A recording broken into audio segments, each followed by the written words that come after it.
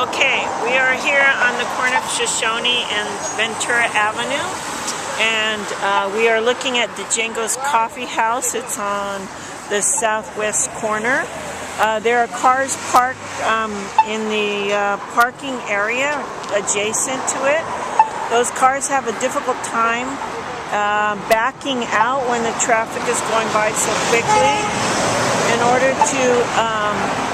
In order to back out, they need to make sure that they look at the cars that are turning left from Shoshone onto the avenue, turning right, turning left, and people that are going straight down the Ventura Avenue. They also need to be cognizant of the fact that there are also bicycle riders that go right behind their cars as they're backing out. So it's a difficult situation to get to reverse here on the avenue.